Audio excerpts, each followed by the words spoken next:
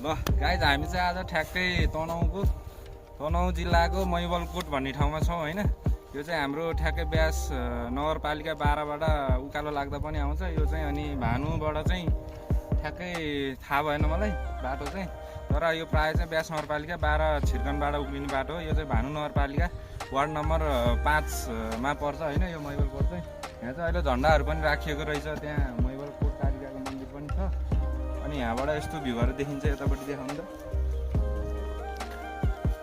यो भाग चाहिँ पुरै यो हाम्रो डुम्रे भानु भन्सार एरिया हो। यो सबै बन्दीपुरका केही भागहरू पनि देखिन्छ, तर अहिले अलिक स्पष्ट नभएर देखिएन होइन। अनि यहाँबाट दमौलीपट्टिको भाग पनि देखिन्छ, उतापट्टि देखाउनु त। तर यो अहिले चाहिँ बादल लागेको भएर बवाल देखिएको छ होइन सिन चाहिँ। अनि यहाँबाट यता आएर हाम्रो अन्नपूर्ण रेन्जको हिमालयजहरू पनि देखिन्छ होइन, अन्नपूर्ण माछापुच्छ्रे लगायतका। अनि यहाँबाट तनहुँसुरको डाँडो पनि देखिन्छ। त्यो पारी देखिएको डाँडो चाहिँ हाम्रो तनहुँसुर हो। त्यो चाहिँ हाम्रो तनहुँसुर राज्य हुँदाको 2200-2400को राज्य हुँदाको बेलामा तनहुँसुर राज्य हुँदाको त्यो चाहिँ राजदरबार भएको ठाउँ हो। त्यो चाहिँ अहिले पनि छ राजदरबार होइन। अहिले त्यहाँ चाहिँ पुग्न सक्दिनँ हामी। अनि यो चाहिँ हाम्रो मैवलकोटको किल्ला हो। यो चाहिँ होइन पहिल्यैदेखिको मैवलकोटको किल्ला। यो चाहिँ कसरी उ गरिन्थ्यो भने त्यो बेलामा